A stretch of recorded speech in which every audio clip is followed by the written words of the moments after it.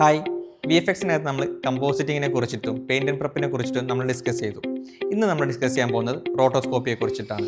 എന്താണ് റോട്ടോസ്കോപ്പി?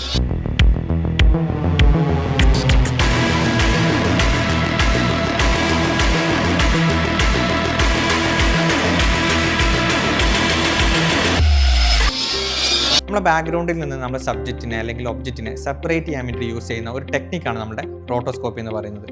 Green സ്ക്രീനിലൊക്കെ shoot ചെയ്തിരിക്കുന്ന ഫൂട്ടേജിൻ്റെ green screen നമുക്ക് എന്ത് ചെയ്യാം, കീയിങ് എന്ന് പറയുന്ന ടെക്നിക്കിലൂടെ കീ ചെയ്തെടുക്കാം അല്ലെങ്കിൽ റിമൂവ് ചെയ്യാം.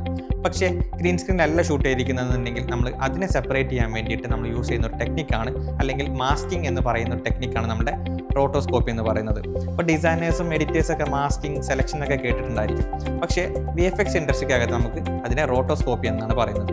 സോ ഇതുപോലത്തെ വി എഫ് എക്സ് റിലേറ്റഡ് ആയിട്ടുള്ള വീഡിയോസുകൾ ഇഷ്ടപ്പെടുന്നവരാണ് നിങ്ങളെങ്കിൽ കീപ്പ് വാച്ചിങ് അസ്.